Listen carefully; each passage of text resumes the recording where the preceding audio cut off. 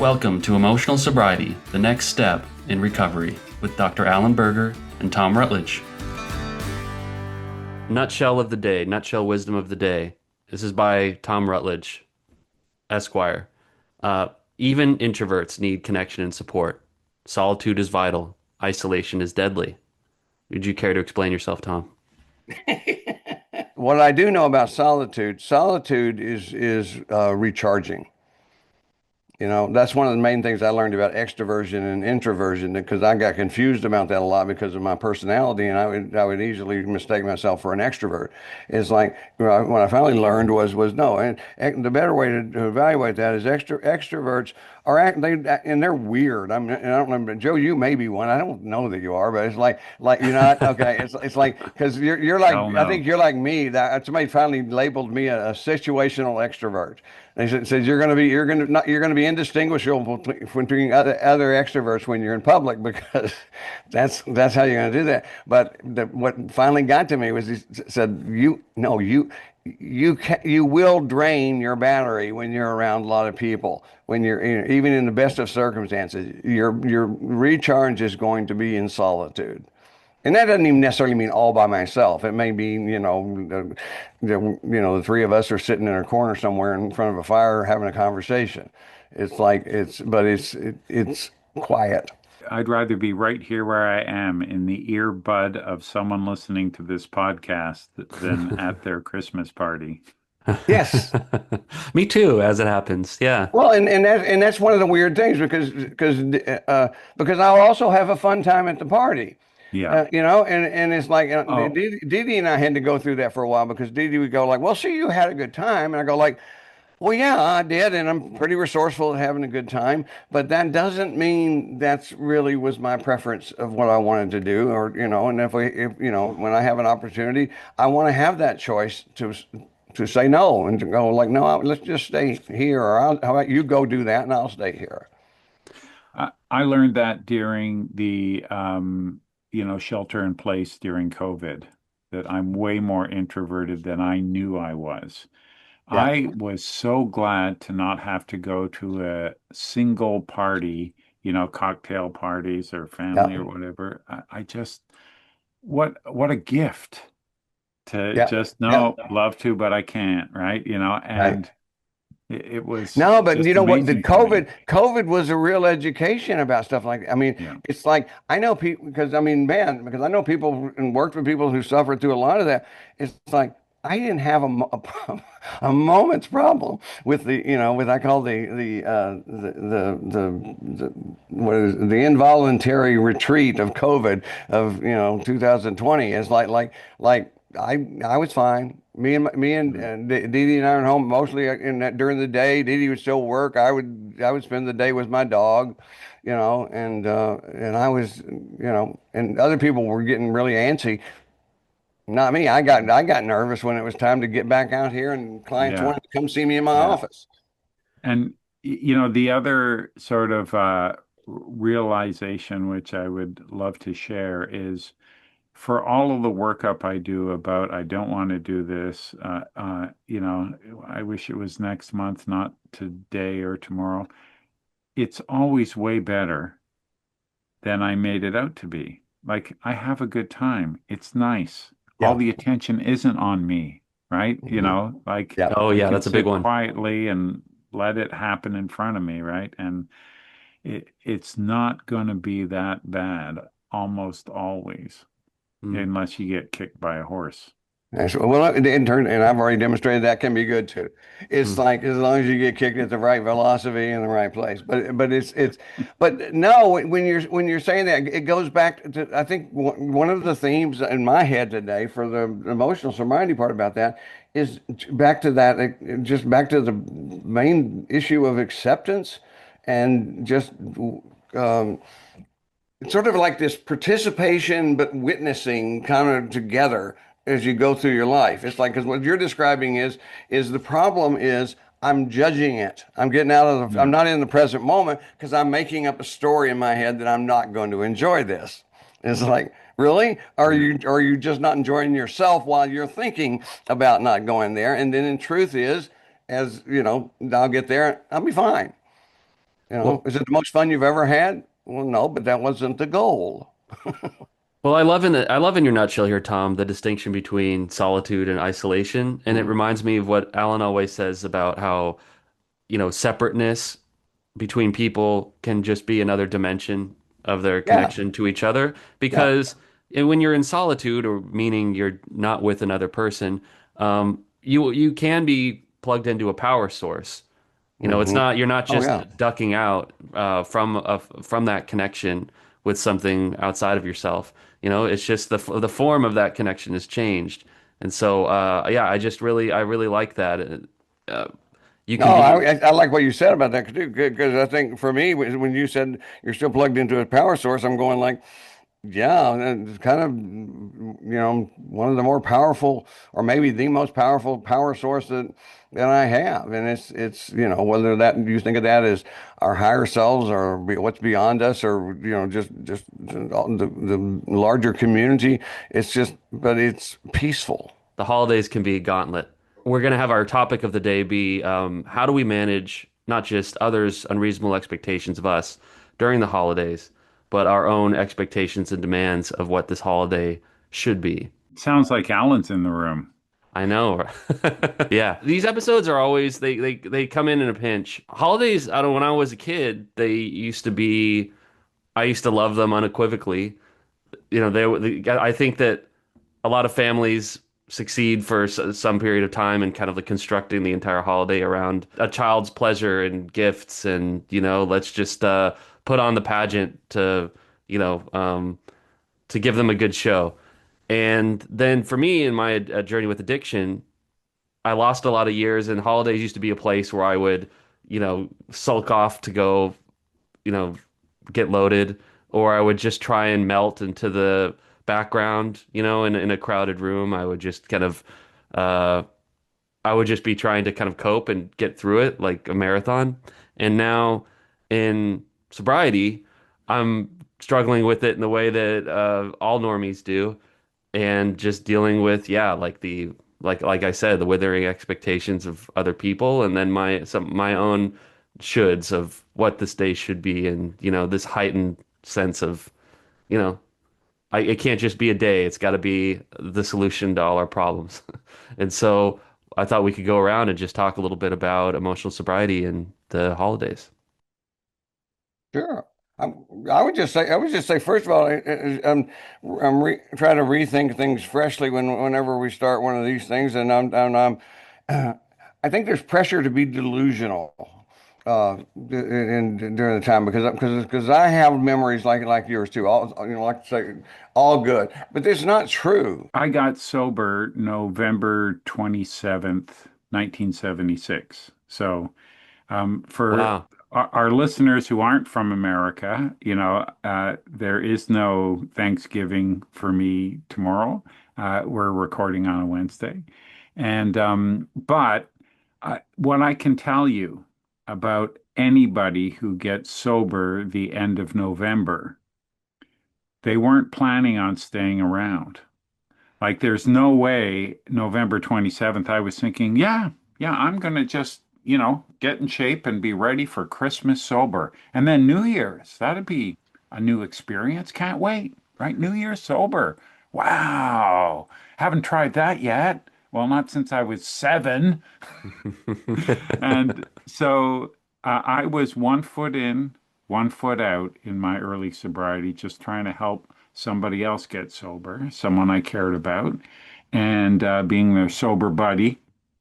And a sober buddy says all the right things. And I wasn't doing that for them. I was doing that so I didn't draw any undue attention on myself, right?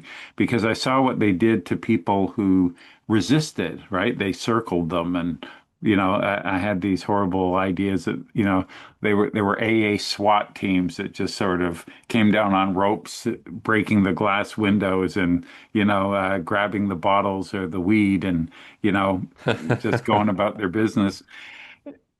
Yeah, and so I was planning my escape and figuring it out as I was going along, with no intention of being sober a month later, or going to meetings or any of that stuff. And I really learned it is a day at a time, right? I started worrying about it when I was 3 weeks sober and I could see what was coming. And every season is a dangerous season to be sober in a drinking normative world. In Canada, when the season for patios for restaurants open, when you can be there with your sunglasses on and your beer, it is just really from May to September. And, now you've got to walk by all of these joyful patio scenes. So, in a drinking normative world, it's harder to be sober. And it is always going to be a day at a time, no matter what day you get sober. And so, you know, do all of the things that make sense. I was reminded by another recovery loved one that it's okay to lie, right? Why aren't you drinking? Oh, medication, right? You'll feel worse about drinking than you will about lying, the morning after the night before. So do whatever you have to. If you can go with a sober buddy, great.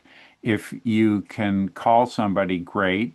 I'm driving. I gotta, have a reason to have to leave at a reasonable time before, someone's hair is on fire and they fall into the tree and, you know, um, yeah, that's rough. So uh, there's ways, and any meeting you go to, they're going to be talking about it this time of year. So whether you go to 12-step meetings or refuge recovery meetings or She Recovers or Dharma Recovery, people will are going to have been there before. They've been through it, and you're going to get some help from them. And so tomorrow's the day. Tomorrow is your official sober birthday. The 49th, so I'm going to practice being humble and 50 years sober. I've got a year to practice that, right? Because you can't be Yeah, real. that's where you caution yourself not to spend the rest of the year going like, I'm almost 50 years sober, and go like, don't say that. Come on, let's be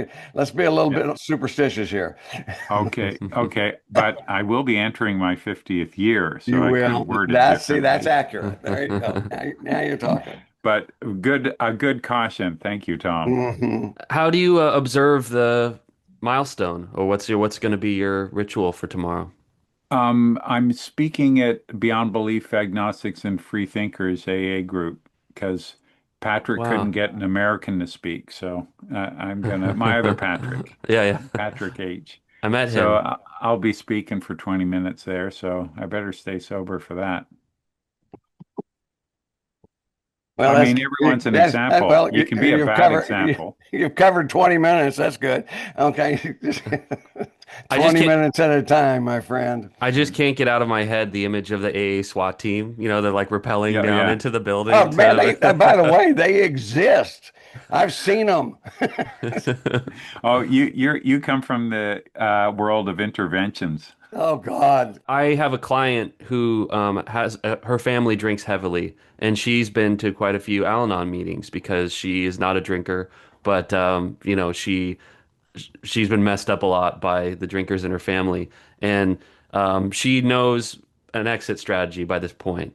She just gets to there's a time in the meal where things start to get a little dicey, and she already kind of has on a Swiss watch, when she's gonna need to get out of there for her own self-preservation. Look at your watch. You go, look, I've enjoyed talking to you, but I gotta really get to my Homicides Anonymous meeting. I've got like 2 weeks clean, Right. and then just turn around and walk out. It's like, Yeah, I won't be a newcomer at right. HA on the holiday. Nobody's gonna follow you. It's like, actually, I'm thinking right now of a client I saw yesterday that with Thanksgiving coming, and I mean, she's been at this for a long time, and she's what she calls herself a double winner. She's a long time recovering from a alcoholism and from an eating disorder, and I'm sure she picked this up in the program because I've heard it before, but she just without misses a beat refers to tomorrow as Thursday. Yeah. She said, "Well, you want to come to dinner?" And somebody said, "Well, you wouldn't always turn me down on Thanksgiving." She goes like, "Well, it's just Thursday. How do you get to 49 years? This can apply to everything, anything. that we're working on changing. The principle is the same. Changing long-standing beliefs, but also a lot of this is just habit. It's like and when I mean habit, I just mean things we don't even think about.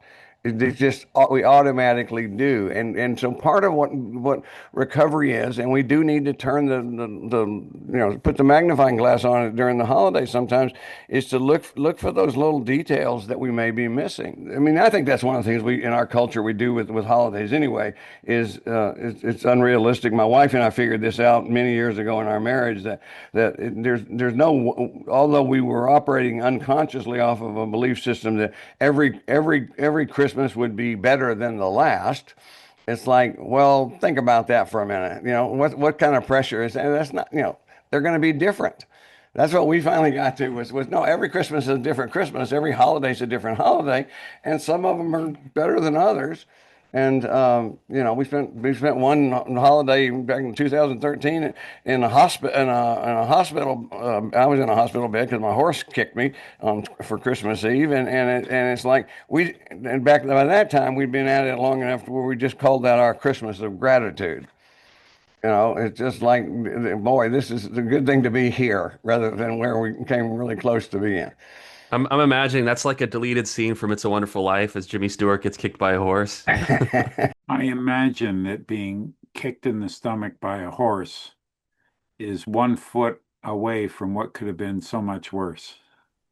Oh, listen, Indeed, touche. my trauma surgeon, and he was totally serious, but he did a beautiful job of just delivering this with a total straight face. He said, if you're going to get kicked in the stomach by a horse, you got kicked in just the right place and at just the right velocity. He said to explaining to me, if it had kicked you harder, this is what would have happened. If he had kicked you a little bit higher, this is what would have happened. And this, which was, by the way, my heart would just stop. And lower, this is the level of surgery you would be involved in. It's like, so that I think that's actually where the Christmas of gratitude came in. And it's a good lesson in emotional sobriety. Put things in perspective. Pan back so that you can see everything, not just the parts that get on your nerves or upset you. I read a great Cormac McCarthy quote the other day. It's you don't know what worse luck your bad luck is rescuing you from. See, I love that. Hmm. If I have a fender bender, it probably saved me from getting broadsided by a semi, about a mile down the road. So Yeah. I need to be grateful that this person cut in front of me, Well, I and mean, and I had this minor accident. Yeah. isn't that a great example of emotional sobriety? Yeah. And I don't remember the last time I ever said, "At least it can't get worse." Yeah, you don't want to tempt the gods on that. No. It could always get I am worse. so superstitious that if you and I were sitting or in the same area and you said that, I would just probably tackle you. I would just lay on top of you and just No. yeah, slow motion. Yeah. Right.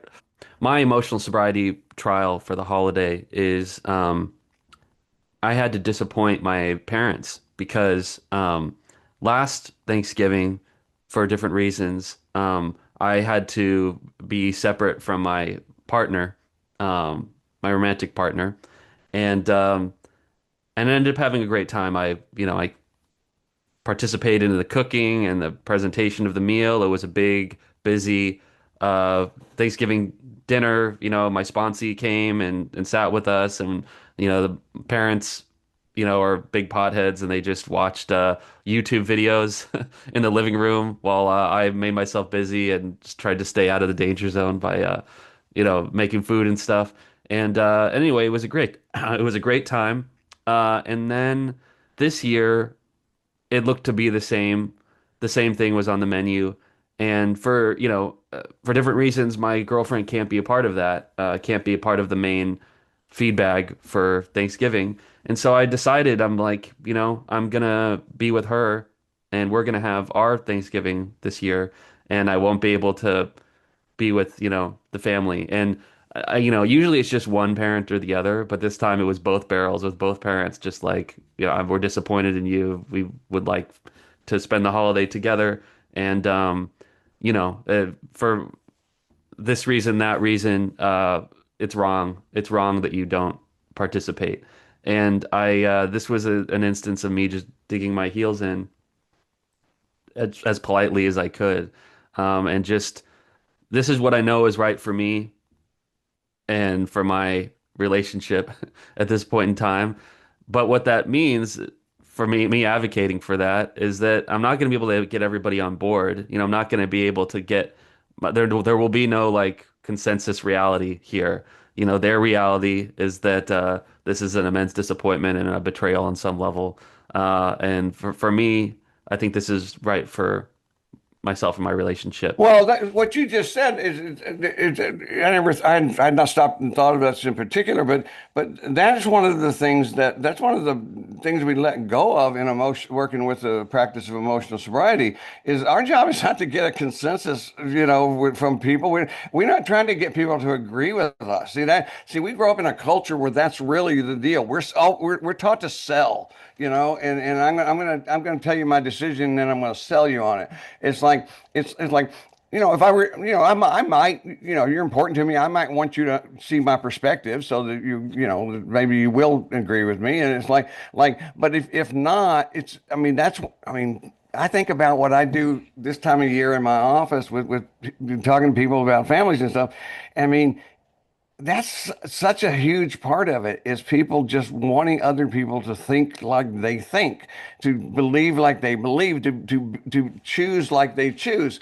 And it's like emotional sobriety to me teaches me, and be polite, be respectful to other people, be a good person. That's my job, to be the best person that I can be. But my job is not, it's no longer to do whatever I have to do to please other people.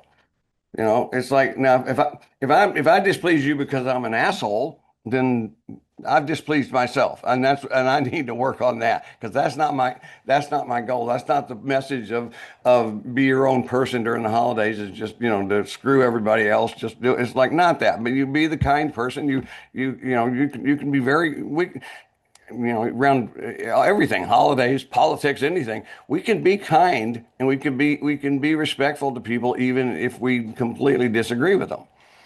It's not easy, but we can do it. But it's like getting people to agree. And the hard part for I think most of us, or a lot for me, was be early on would be when they're not going to agree, and I'm able to let go of that, to walk away without realizing that they don't know, they're not operating out of the same principle. They're not thinking nobody has to agree. They're thinking, like you just said, I'm doing wrong. I'm breaking the rules. And it's like, and these are the things my wife refers to as creating positive guilt, and she describes that as positive guilt is what you feel when you're breaking rules that need to be broken. For years in recovery, I've had problems with expectations. And these times of year, you know, I don't know why I get out that old, imaginary photo album and try to compare myself to a Norman Rockwell painting, right? All of these movies of these perfect families, right? Maybe there's a comedic aspect to it, but, you know, why am I comparing myself to that? I don't think Norman Rockwell had a Norman Rockwell family, probably. I don't But know. I've never checked that out. Do you know, Joe? let's not speculate. If we fall short in some area or we perceive that we fall short, it really casts Well, a pall over right. the day. Well, I've also discovered through the years in talking to people about this is that I don't think necessarily everybody has this, but I'm not alone in the experience of the expectations within myself result in a major drop in disappointment after the holidays are over.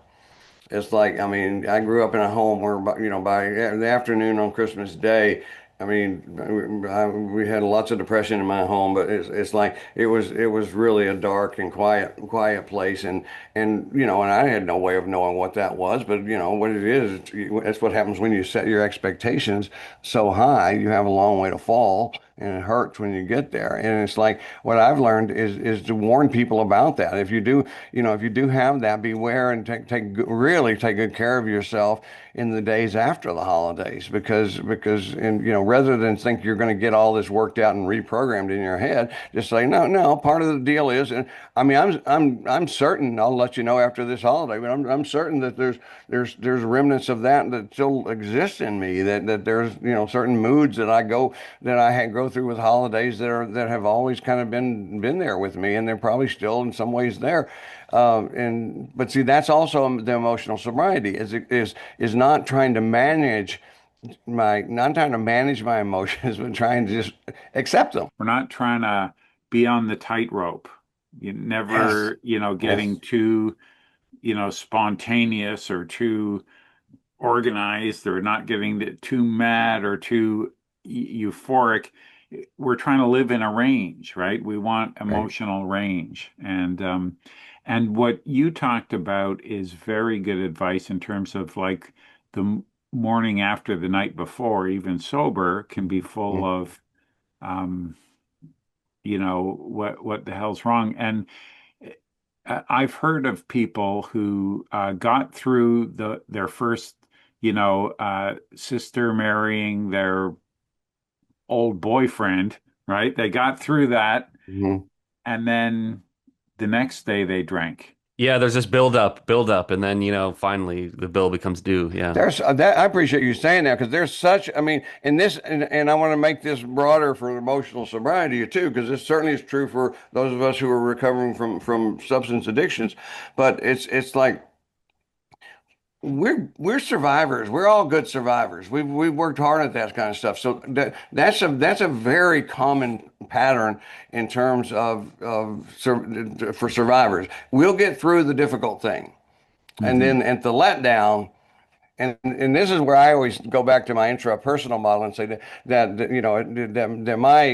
my addiction, my little tequila boy in there, he's an opportunist. So what he does, what I would say if I were guessing, his thinking was basically let him get through the difficult part, and then when he lets his guard down, I'm going to be right there because Tom, you deserve a drink.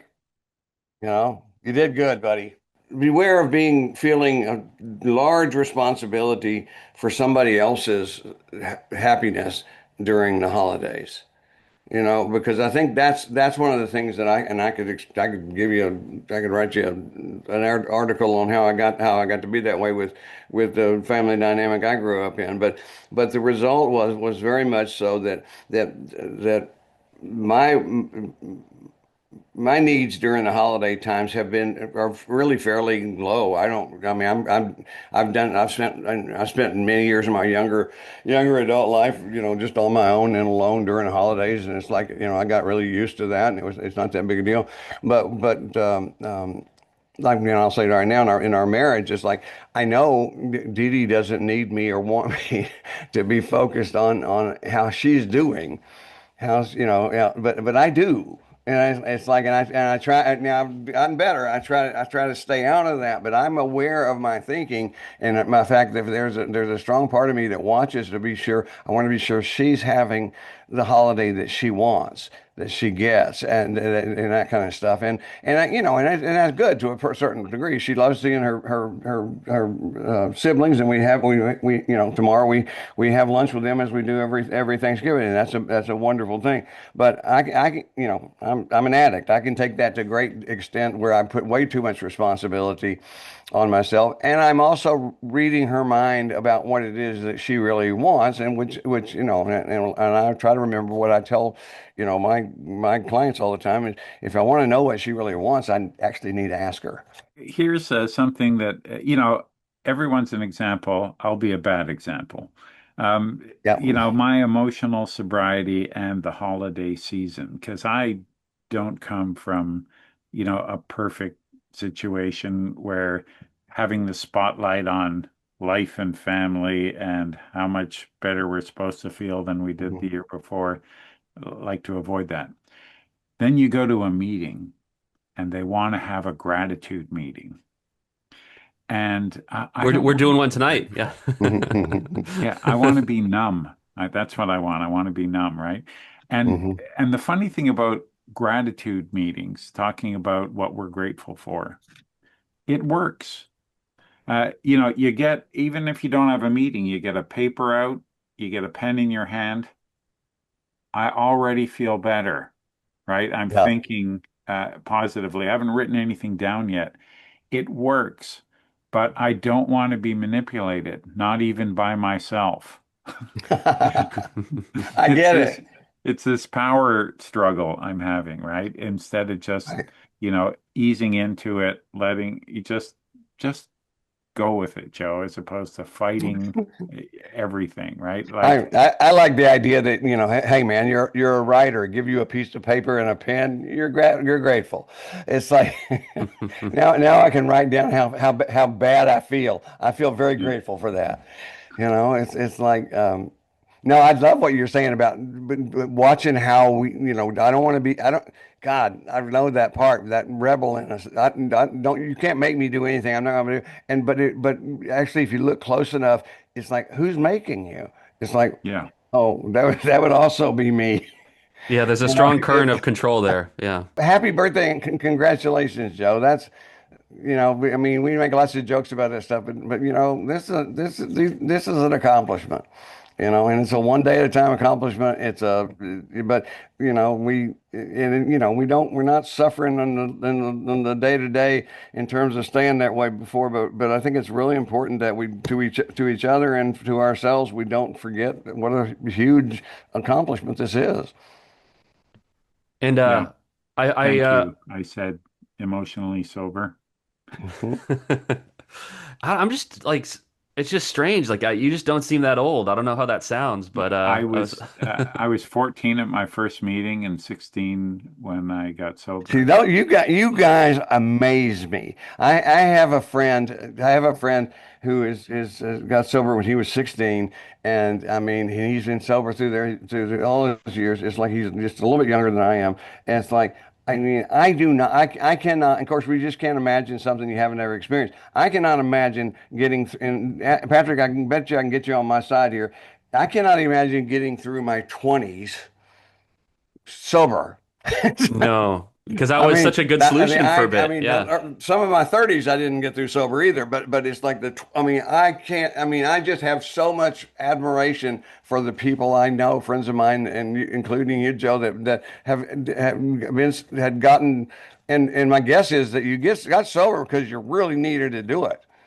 And because a lot of people I know like that go like they wouldn't have made it through their 20s. As it's like the reason that had to happen because the people who didn't do that who were in that situation didn't make it.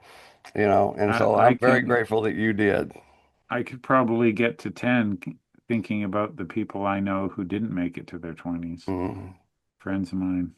Uh, hurts my chest. God bless them.